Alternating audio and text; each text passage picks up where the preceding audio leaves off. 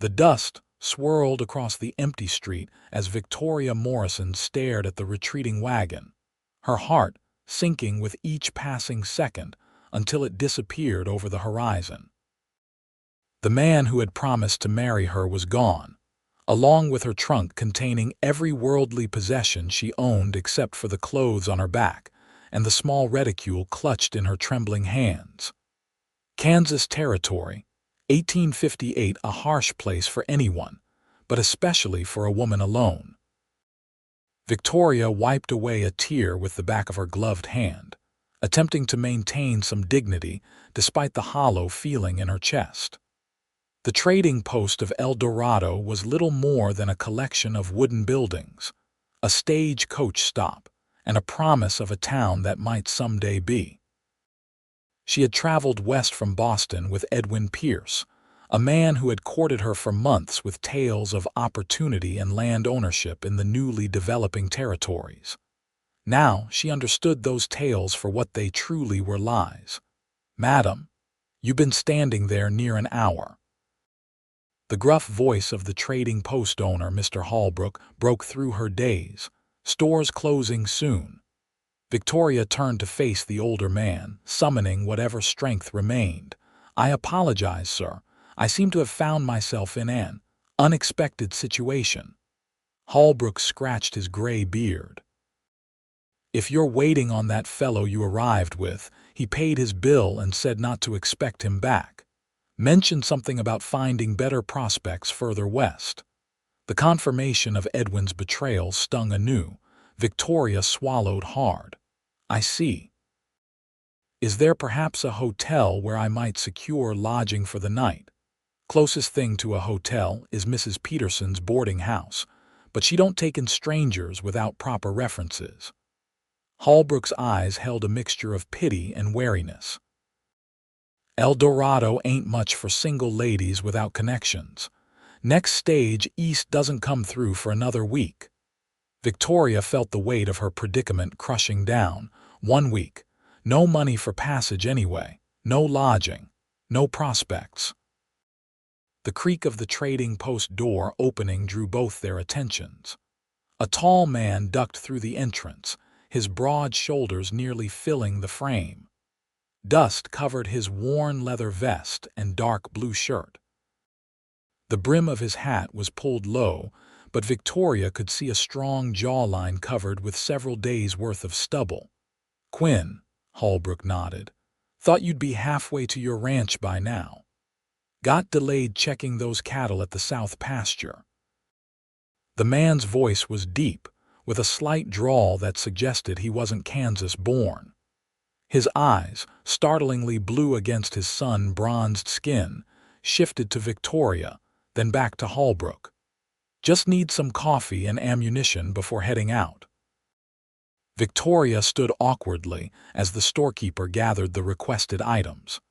The man called Quinn paid for his purchases without another glance in her direction. She felt invisible, irrelevant, a feeling that had become all too familiar since arriving in this territory. As Quinn Vance secured his supplies in a saddlebag, Holbrook cleared his throat. "Got a situation here, Quinn. This lady was left behind by her traveling companion. No stage until next week and nowhere for her to stay." Quinn paused, his movements deliberate as he turned toward Victoria. For the first time he looked at her directly, his gaze assessing but not unkind. Victoria raised her chin, determined not to appear as desperate as she felt. "I don't need charity, sir," she said, though the tremor in her voice betrayed her. "I'm quite capable of what?" Quinn interrupted. "Sleeping on the boardwalk. Territory's not safe for that, especially not for a woman alone." Victoria flushed. "I'm aware of the difficulties, but I'll find a solution." Quinn looked at her travel-worn dress, then at the darkening sky outside. A decision seemed to form in his features. "My ranch is a day's ride west. You can ride with me. Got a spare room where you can stay until you figure out your next move." The offer hung in the air between them. Victoria hesitated, her mind racing through limited options. Stay here with no shelter or resources. Accept the invitation of a stranger who might be no better than Edwin. I don't even know you, sir, she said quietly. Quinn Vance. Own a cattle ranch about 20 miles west of here. He gestured toward the door. Got a reputation you can verify with Holbrook here or anyone else in town. I'm not in the habit of leaving folks stranded when I can help, especially not with a storm brewing. Victoria glanced at Holbrook, who nodded slightly. Vance is good people, honest as they come in these parts. The wind picked up outside, sending a small tumblewind dancing across the street. Victoria thought of her empty reticule and the cruel night that awaited her. You can ride with me, Quinn repeated, his voice softer. No strings attached. When we reach my ranch, you can decide your next steps. My housekeeper, Mrs. Wilkins, lives on the property too. The mention of another woman at his home eased some of Victoria's concerns. She drew herself up, summoning the courage that had brought her west in the first place. Thank you, Mr. Vance. I accept your kind offer. Quinn nodded, retrieving a second hat from his saddlebag. Here. You'll need this for the sun. He handed her the worn leather hat. Horses out back. We should get moving if we want to make decent progress before nightfall. Within minutes, Victoria found herself perched behind Quinn on his sturdy bay gelding. Her arms wrapped tentatively around his waist as the horse set off at a steady pace, carrying them away from El Dorado and toward an uncertain future. The prairie stretched endlessly before them, tall grasses swaying in the breeze. Victoria had never been this close to a man she wasn't related to or engaged to, and the impropriety of her situation wasn't lost on her. But necessity had trumped propriety, and she was grateful for Quinn's silence as she processed her new reality. May I ask what brings a Boston lady to Kansas territory? Quinn finally broke the silence after they'd been riding for an hour. Victoria started, surprised he had detected her origins. How did you know I'm from Boston? Your accent. And those shoes aren't made for Western trails. She glanced down at her once fine boots, now scuffed and dusty. I came west to be married, she admitted. Evidently, my intended had other plans. Quinn didn't respond immediately. His loss, he finally said, the words nearly carried away by the wind. As the sun began to sink toward the horizon, Quinn guided his horse toward a small copse of trees near a shallow creek. We'll make camp here for the night, he explained. It's not safe to travel after dark. Too many holes that could break a horse's leg. Victoria dismounted awkwardly, her legs stiff from the unaccustomed riding. Quinn efficiently unsaddled the horse and set about making a small fire while Victoria stood uncertainly nearby, feeling useless. I should warn you, she said finally. I know very little about camping or outdoor living. Quinn looked up from the kindling he was arranging. Wouldn't expect you to. No shortage of things to learn out here, but nobody's born knowing them. He gestured to his saddlebags. There's jerky and hardtack in there. Not fancy eating, but it'll keep us going. As darkness fell, they ate a simple meal beside the fire.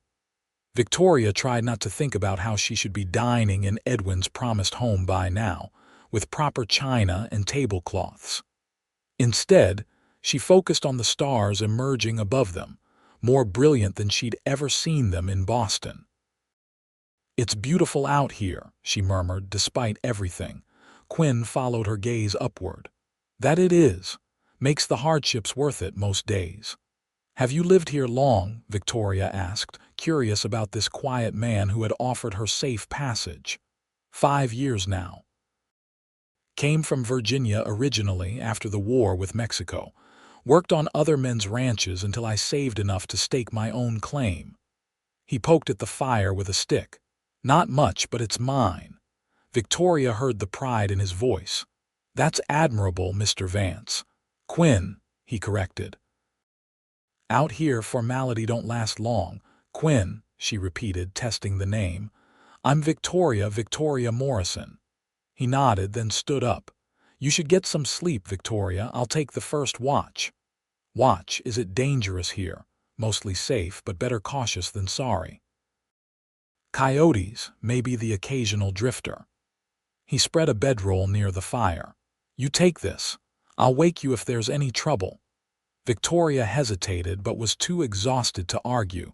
She lay down on the bedroll, wrapping her shawl tightly around her shoulders. Despite her fatigue, sleep eluded her as she gazed at Quinn's silhouette against the starlit sky, a complete stranger who had shown her more kindness in a few hours than Edwin had in months. "Why did you help me?" she asked softly. Quinn didn't turn around, but she saw his shoulders rise and fall with a deep breath. "My mother traveled west with my father when she was about your age. He died of fever their first winter here. A family took her in, helped her survive." He paused. "Out here, helping isn't charity, it's survival." Victoria pondered his words as her eyelids grew heavy.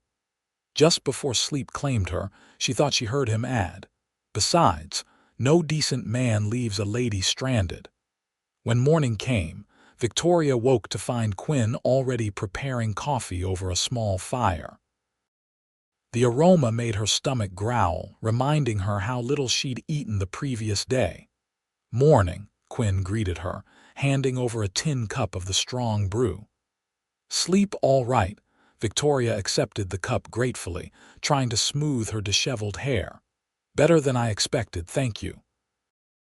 They ate a quick breakfast of jerky and the last of the hardtack before Quinn saddled the horse. The morning was clear, promising heat later, but pleasant for now as they resumed their journey westward. As they rode, Victoria began to notice details about the land: the different textures of grasses, the occasional wildflowers, the distant silhouettes of what Quinn identified as pronghorn antelope. The vastness that had seemed so alien and frightening yesterday began to reveal its subtle beauty. Quinn proved to be knowledgeable about the territory, pointing out landmarks and sharing bits of information about the plants and wildlife they encountered.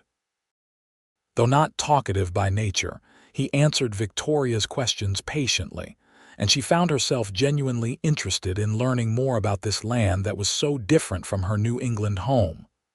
"What made you leave Boston?" Quinn asked during a brief stop to rest the horse. "Besides the man." Victoria considered the question. "I suppose I wanted something different. My parents died 3 years ago and I was teaching at a girls' school. The days were predictable." She twisted the simple ring she wore, a memento from her mother. "When Edwin began courting me with tales of the West, of building something new together, it seemed like an adventure worth taking." Quinn's expression remained neutral, but his eyes held understanding. "The West has a way of calling to people who want something more. Just not always in the way they expect." "And what were you expecting when you came here?" she asked. A ghost of a smile touched his lips. "Freedom, mostly, land of my own, space to breathe without answering to anyone." He looked out across the prairie, got that much at least. By mid-afternoon, Victoria could see the landscape changing: slightly more rolling hills, patches of trees along what Quinn explained were seasonal creeks.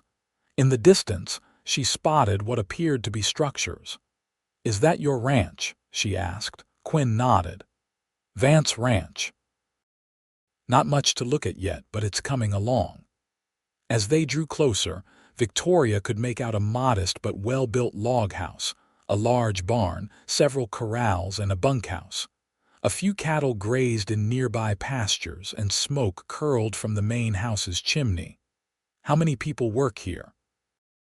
she asked, suddenly nervous about meeting others. "Just 3 ranch hands right now, plus Mrs. Wilkins who cooks and keeps house. Started with just me, building it bit by bit." There was unmistakable pride in his voice. "Planning to expand the herd next spring." A plump, gray-haired woman emerged from the house as they approached, wiping her hands on her apron. Her expression shifted from welcome to surprise as she spotted Victoria. "Quinn Vance, you bring company and don't send word ahead." The woman scolded, though her tone held more curiosity than anger. Quinn dismounted and helped Victoria down from the horse. "Mrs. Wilkins, this is Miss Victoria Morrison. She needs a place to stay for a while." He briefly explained the situation at the trading post. Mrs. Wilkins's face softened immediately. "Left stranded, were you, dear? Well, you're welcome here. Come inside and get washed up. You must be exhausted after riding double all that way." Victoria thanked her, grateful for the woman's immediate acceptance. As Mrs. Wilkins led her toward the house, Victoria glanced back at Quinn, who was already leading his horse toward the barn. He caught her look and nodded slightly, a reassuring gesture that somehow made her feel that perhaps, just perhaps, her misfortune at the trading post might lead to something unexpected. The house was simple but comfortable: 2 bedrooms, a kitchen with a large hearth, and a main room with sturdy handcrafted furniture. Everything was immaculately clean, with small touches like embroidered cushions and dried wildflower arrangements that spoke of Mrs. Wilkins's efforts to create a home in this remote place. "The spare room is yours for as long as you need it," Mrs. Wilkins explained, showing Victoria to a small but pleasant bedroom with a narrow bed and a patchwork quilt. "It's not much, but it's private and warm." "It's wonderful," Victoria said sincerely. "I can't thank you enough for your hospitality." Mrs. Wilkins patted her arm. "Any friend of Quinn's is welcome here, though I must say in 5 years you're the first lady visitor he's brought to the ranch." Her eyes twinkled with gentle mischief. Victoria felt her cheeks warm. "Oh, it's not like that. Mr. Vance was simply being kind to a stranger in need." "That sounds like him," Mrs. Wilkins agreed. "Quinn's not one for many words, but his actions speak plenty. Now, there's water heating on the stove if you'd like to wash up. Dinner will be ready in an hour." Left alone, Victoria sat on the edge of the bed, finally allowing herself to fully process the events of the past 2 days. Edwin's betrayal, being stranded, Quinn's unexpected rescue. The tears she had been holding back finally came, but they were tears of relief as much as sadness.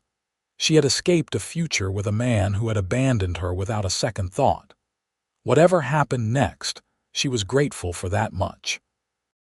After washing and doing her best to make herself presentable with her limited belongings, Victoria joined Mrs. Wilkins in the kitchen, insisting on helping with dinner preparations. Though her cooking skills were basic, she could at least chop vegetables and set the table. "Quinn says you're from Boston," Mrs. Wilkins commented as they worked. "That's a long way to travel." "Too far to go back easily," Victoria admitted. "I'll need to find work soon. I was a teacher before I came west. Perhaps there's a need for one nearby." Mrs. Wilkins considered this. "Nearest proper town is 15 miles from here. They've been talking about starting a school, but haven't found anyone willing to teach yet." She glanced at Victoria with new interest. "Might be worth asking about when Quinn makes his supply run next week." The prospect of potential employment lifted Victoria's spirits considerably.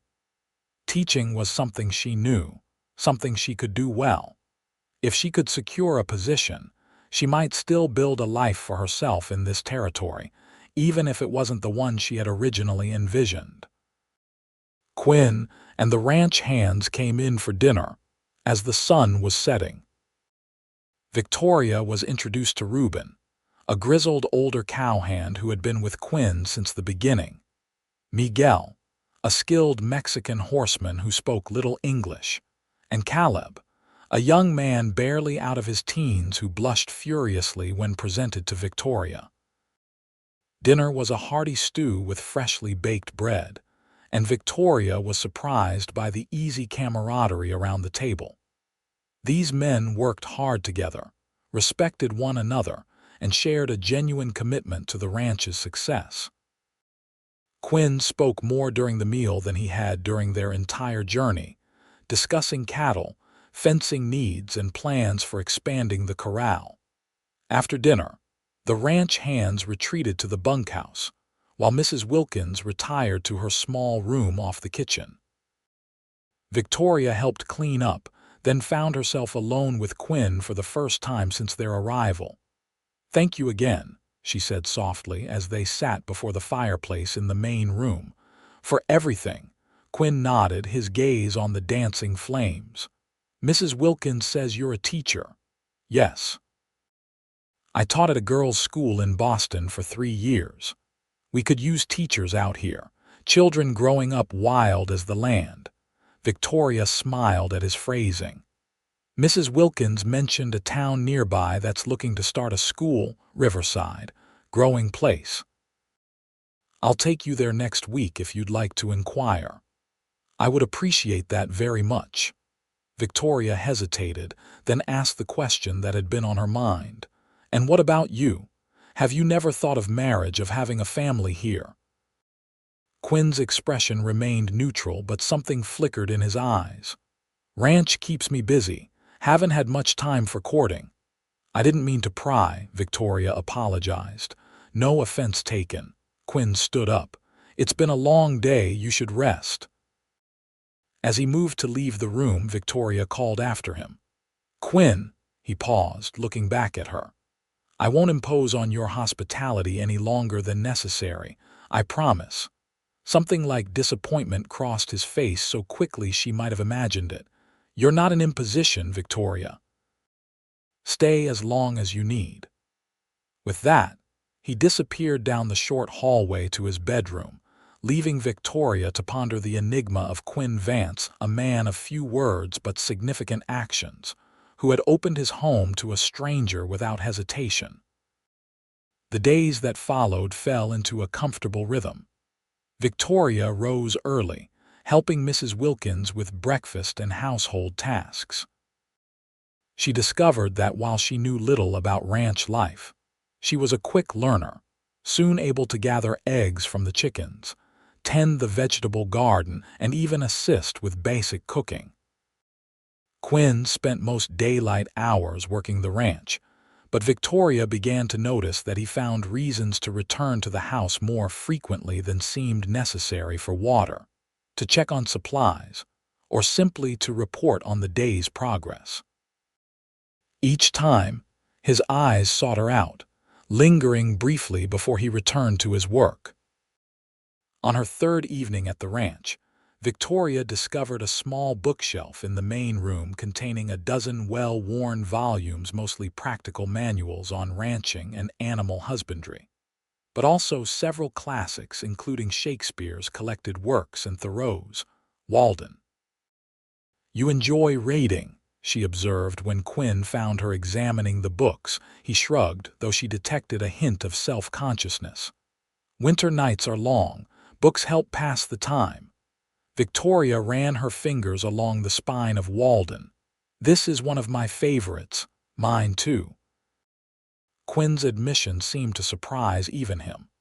Like his ideas about living deliberately, building something with your own hands. "Is that what you're doing here? Living deliberately?" Quinn considered this. "Trying to. Every day." Their conversations began to extend beyond practicalities. Victoria learned that Quinn had been educated at a small academy in Virginia before the Mexican War drew him to military service. He had a younger sister in St. Louis whom he wrote to monthly. He preferred summer thunderstorms to winter blizzards, coffee to tea, and had once tried to tame a wolf cub unsuccessfully. In turn, Victoria shared stories of her childhood in Boston, her love of teaching, and her dreams of someday writing educational materials for frontier children. She found Quinn to be a surprisingly attentive listener, asking thoughtful questions and remembering details she mentioned in passing. One afternoon, a week into her stay, Quinn offered to show Victoria the full extent of his property. They rode double on his horse, Victoria now comfortable enough to hold onto his waist without awkwardness. He took her to his favorite spots, a hilltop overlooking the entire valley, a small waterfall on the creek that ran through the northern section of his land, and finally, to a grove of cottonwood trees where he was planning to build a larger house. Someday. The current house was just meant to be temporary, he explained as they sat in the shade of the massive trees. Built it myself that first year just to have shelter. It's a good home, Victoria said. Solid and welcoming, but small, Quinn replied. Not enough for a family. Their eyes met briefly before both looked away. Victoria felt a flutter in her chest that had nothing to do with the exertion of riding. Over the past week, she had come to admire this quiet, steadfast man who had created something from nothing through sheer determination and hard work. His kindness extended beyond her to his workers, his animals, and the land itself, which he treated with a respectful stewardship that spoke of his character. "You miss Boston?" Quinn asked as they rode back toward the ranch house, the setting sun casting long shadows across the prairie. Victoria considered the question carefully. "I miss certain things, libraries, concerts, the changing seasons as I knew them, but Boston never felt quite enough."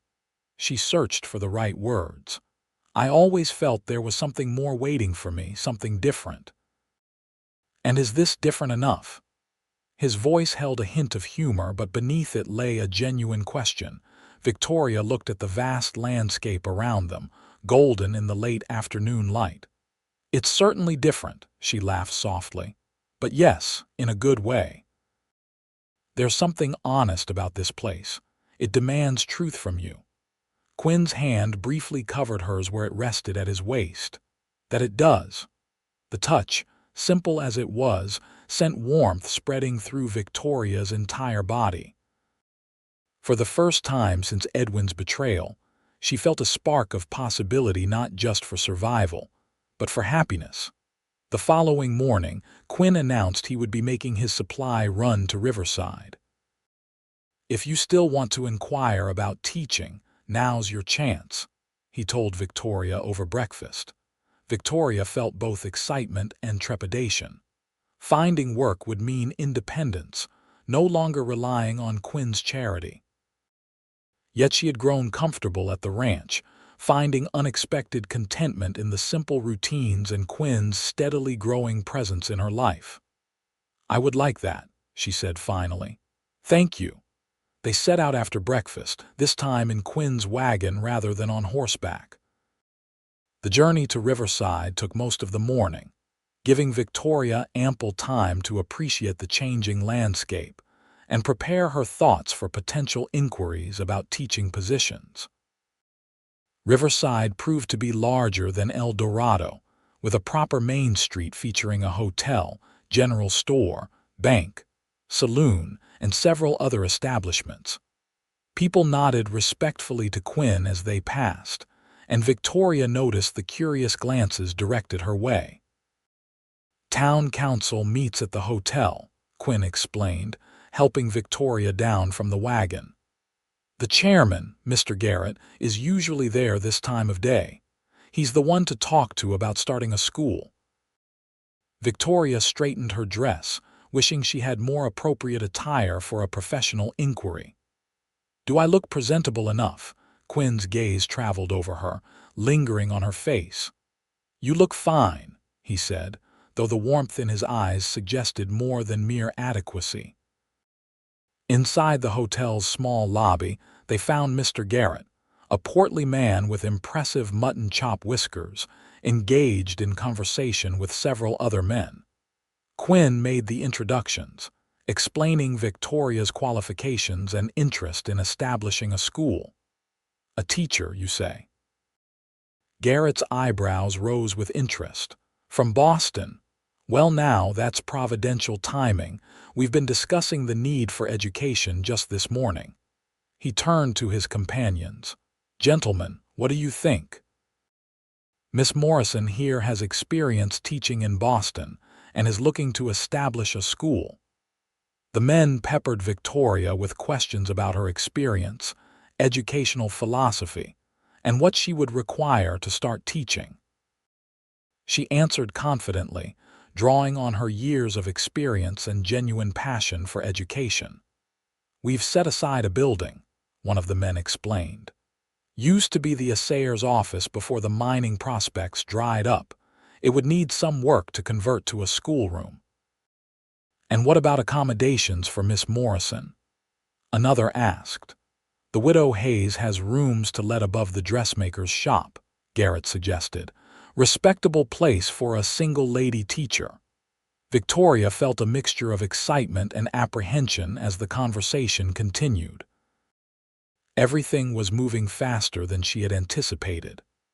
By the end of the hour, she had been offered the position of Riverside's first school teacher, with a modest salary, the promise of a proper schoolroom by autumn, and temporary housing arranged.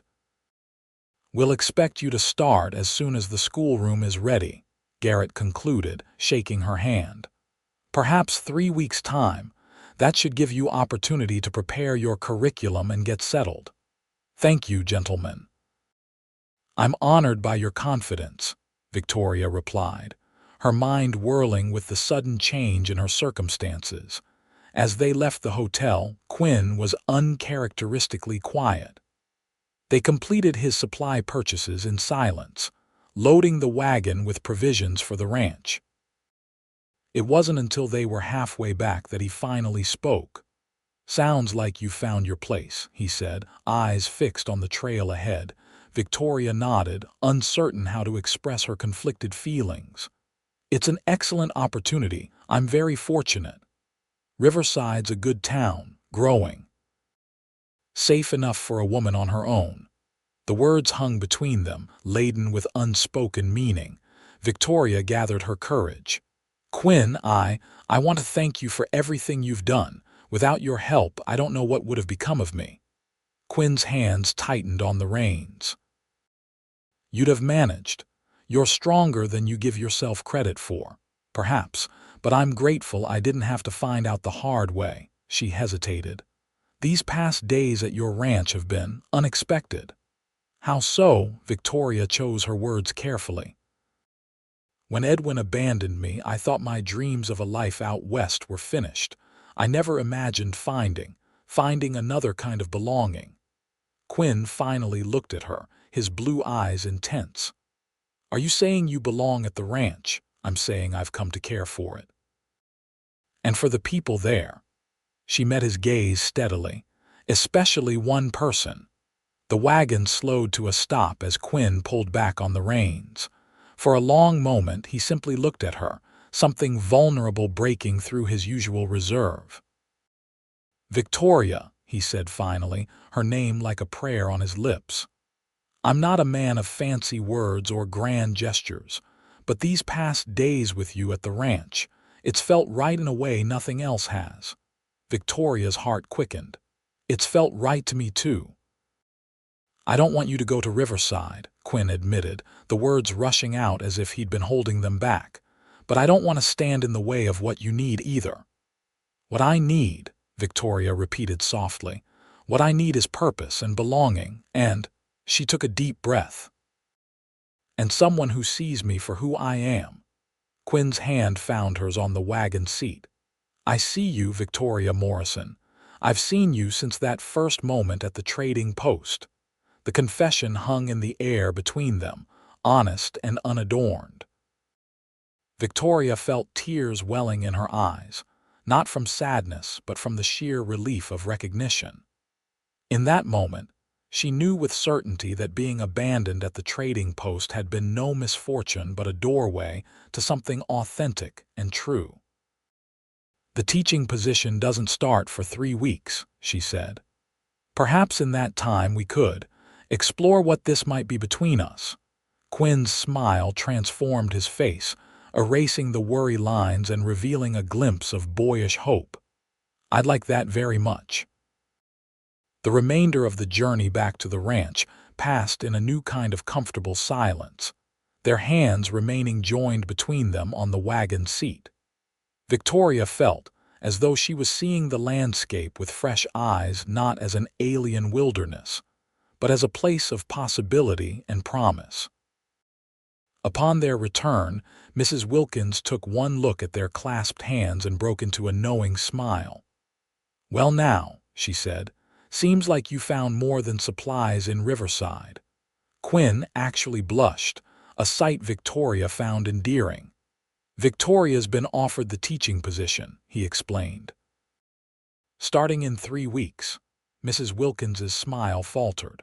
"Oh, you'll be leaving us then," before Victoria could respond, Quinn added, "but nothing's decided for certain yet." The next 3 weeks unfolded like a dream. By day, Victoria continued helping around the ranch, but also began preparing lessons and materials for her potential teaching position. By evening, she and Quinn would walk together, talking about their pasts, their hopes, and increasingly their shared future. On a particularly beautiful evening, as they sat watching the sunset from Quinn's favorite hilltop, he took her hand and pressed something into it. Victoria opened her palm to find a small, rough-hewn wooden heart. "I made this," Quinn said, uncharacteristically nervous. "Not much of a craftsman, but—" Victoria closed her fingers around the carving. "It's beautiful. I've been thinking about what you said about belonging and purpose." Quinn's eyes held her steadily. "I want you to know that you belong here, Victoria, with me, if that's what you want too." Victoria felt tears gathering.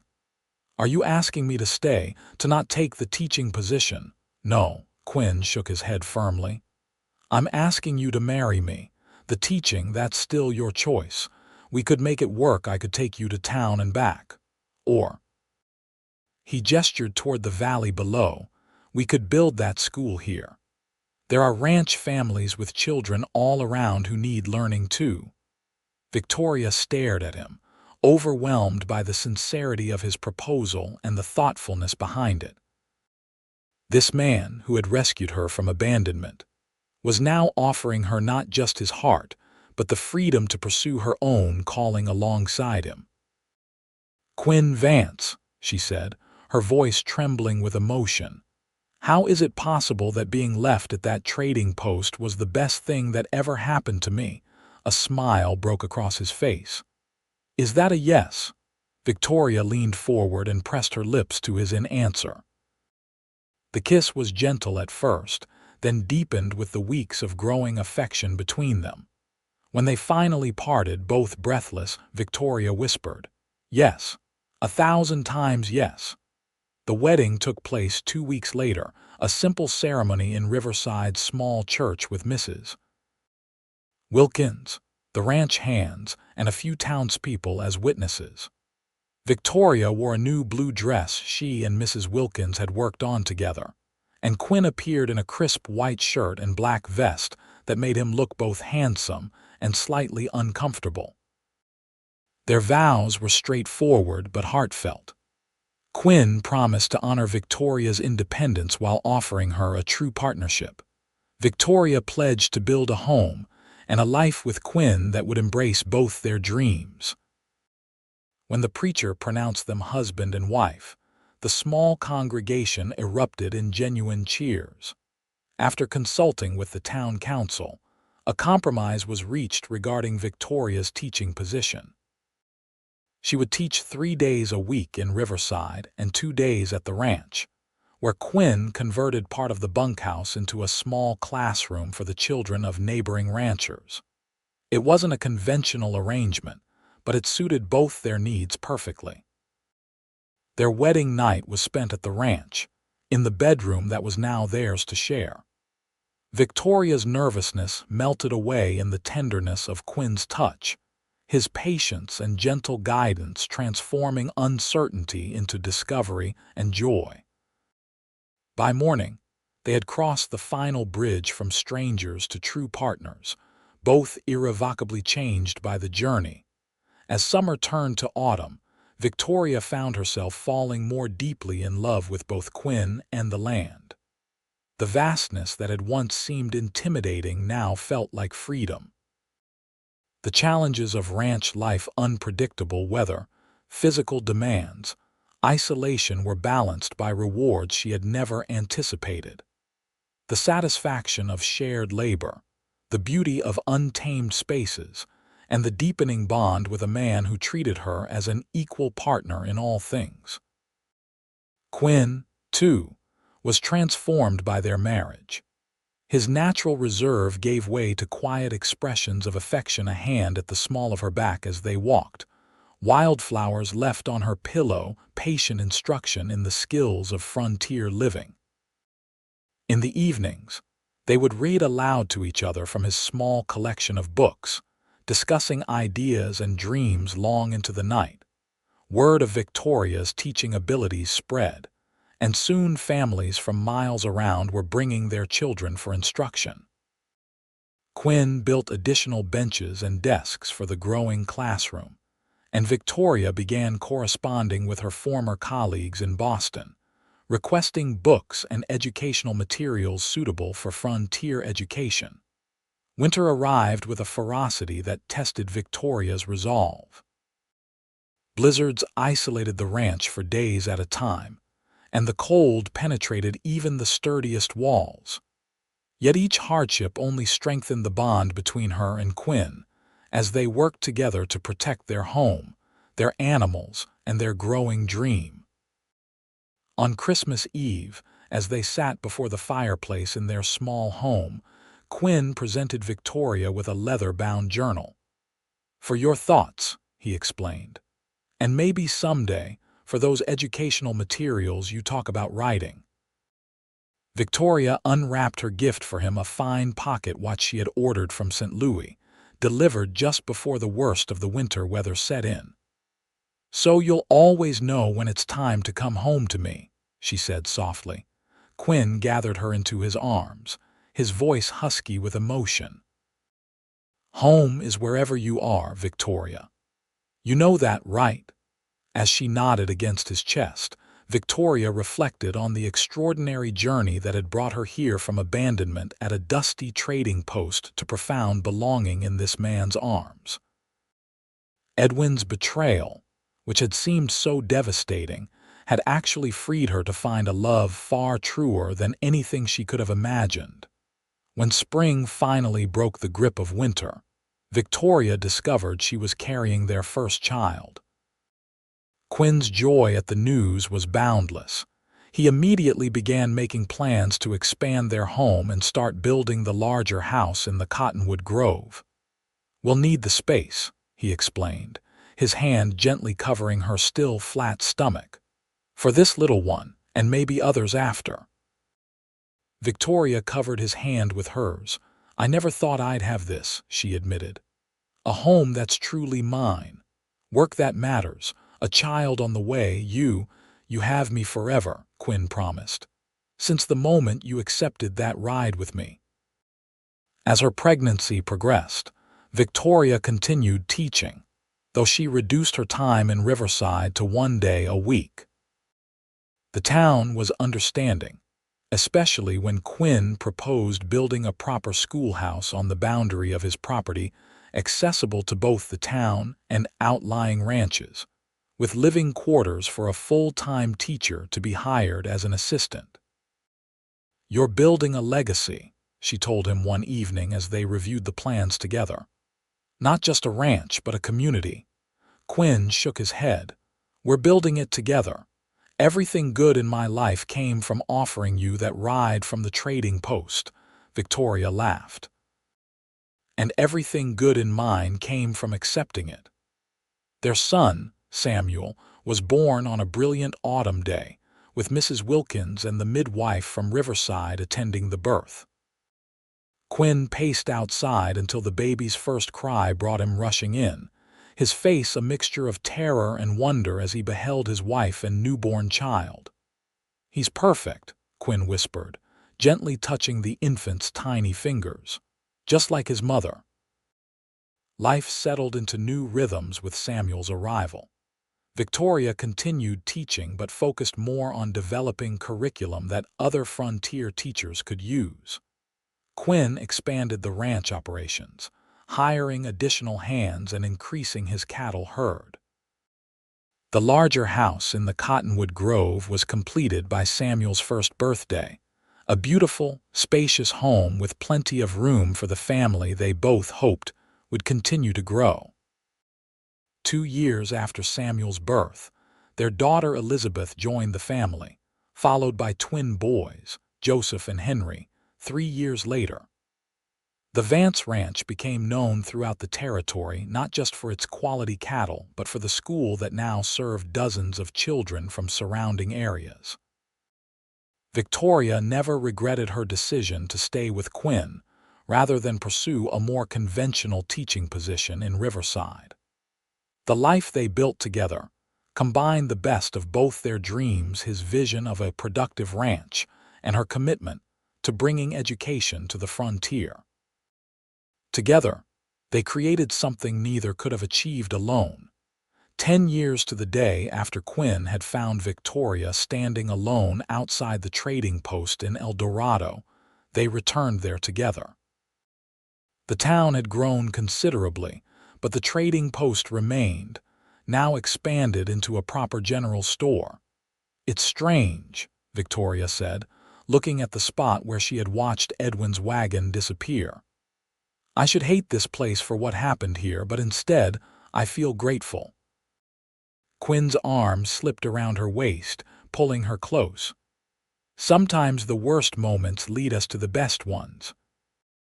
Victoria leaned against his solid presence, thinking of their 4 children waiting back at the ranch, of the home and community they had built together, of the countless moments of joy and challenge they had shared. "You know," she said thoughtfully, "when you said you can ride with me that day, I had no idea we'd be riding together for life." Quinn's laugh was warm against her hair. "Best offer I ever made." "And the best one I ever accepted," Victoria replied, turning in his arms to kiss the man who had transformed abandonment into belonging, and a moment of despair into a lifetime of love. As they rode back toward their ranch, side by side on matching horses, Victoria gazed at the horizon stretching endlessly before them. The path that had begun with betrayal and rescue had led to something far greater than either of them could have imagined, a love story written across the wild plains of Kansas, as enduring as the land itself.